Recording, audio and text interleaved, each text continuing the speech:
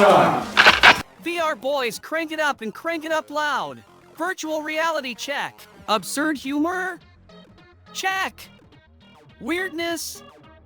Oh, you know it. Huge belly, gigantic breasts, and muscle CGI anime girl fetishes that'd make deviant artists proud? Lamborghini Countach?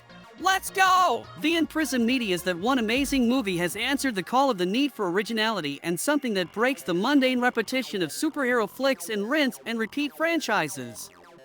Unfortunately, it comes a little short in the production and sound quality. Hey there, I'm Mike, and here's my review of possibly the most absurd, VR wet dream shameless unhinged movie possibly ever made. A film that modern woke Hollywood and Japan would be too scared to make. I'm talking about The Imprisoned Media's first feature-length film, that one amazing movie produced, directed, and even acted by Imari Stevenson, who is a modern-day Stephen Chow. That one amazing movie is the world's first hybrid movie, which means it tactically blends Pixar-like animation with 4K live-action footage, but not simultaneously, rather during the VR aspect. The movie becomes a fully animated film while during the live-action aka real-world scenes, it's like a standard film. Very clever of keeping the two art styles totally separate. I'm going to break that one amazing movie down into 6 bullet points before giving my end conclusions. So with that said, let's get started. The opening scene goes through the various characters that Imari has developed throughout the years, with some of them products in development while some of them, like Freedom Man 2027, which is a short film on YouTube, and Sass Girls X, VPM's first novella that can be found online.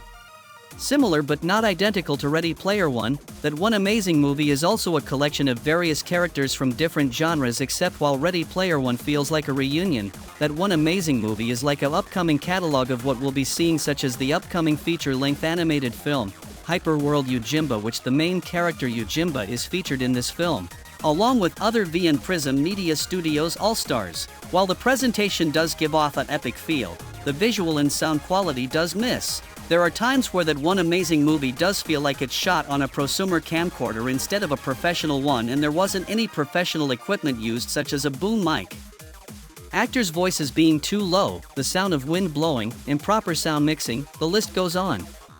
There are, however, times, especially the day shots and a few indoor scenes, where the 4K does look impressive for what this film is or trying to be. With a bigger budget and these technical issues corrected, I'm certain that one amazing movie would have a significant polish to it. Plot-wise, wow.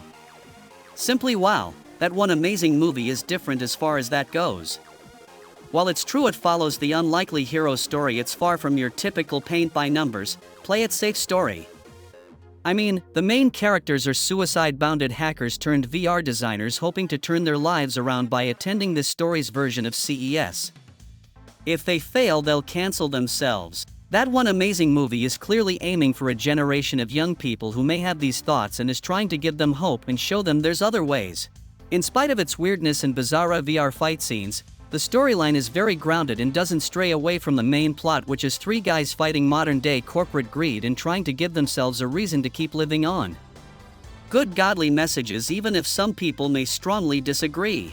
Character-wise, the characters in that one amazing movie is one of the movie's highlights, but also its shortcoming too.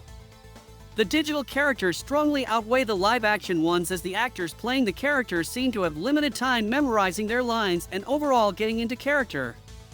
It feels as if this is their first time doing a film like this. The Matt character is clearly the self-projecting character for autism, while the Steve character, who is played by the actor, is hands down the funniest, especially with his old Shakespearean dialogue and mannerism, and lastly the Drew character is clearly the straight guy who doesn't speak too much. While all 3 guys did their roles decently, it would be better if they had more time to rehearse or had a star cast altogether. As far as support and antagonist characters go, with the exception of the Judas and Refusical characters, yes, they're based off biblical names, the other cast isn't as memorable and could easily be forgettable, as their characters aren't as strengthened. As the live-action characters are the weakest point of that one amazing movie, the CGI ones are the strongest. All the character designs are highly interesting, as you can see mild inspiration from other well-known Japanese character franchises in them without being a total knockoff. You got Yojimba, who's clearly based off Sega video game characters. You got Eternal Guilty Ambition characters, which heavily nods to the FF series. You got the Super Escape Brothers, who straight up looks like the Mario Brothers adopted kids. And what's an anime-inspired movie without the fan-favorite magic girl Yuna, who by the way is the best character in the whole film? What this film does different, however, is instead of making the magic girl the heroine, she's a misunderstood antagonist who's also a real MyZentomo virtual emotional support companion you can download now on Google Play. I mean, come on! Oh, there's also 3 giant combining robots because sure? Why not? Visual-wise. I've covered this before, but there are honest moments where that one amazing movie doesn't look too shabby, to be frank.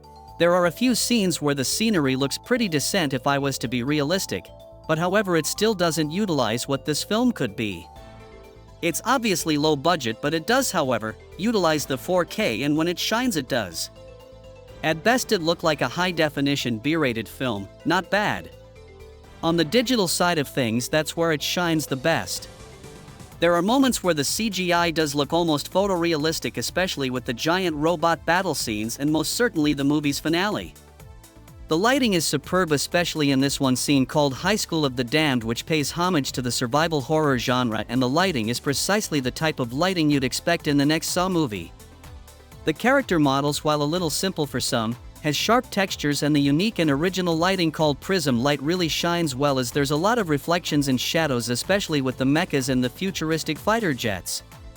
Overall, the visuals, while not yet on par with the best coming out of Disney or Pixar, it does vastly surpass most low-budget mockbuster films and on par with early to late 2000 video game CGI cutscenes, as this is hard to judge considering this is such a stylistic film. Pacing-wise, this is an iffy one, to be honest. That one amazing movie by no stretch of the imagination is a short film, quite the opposite in fact.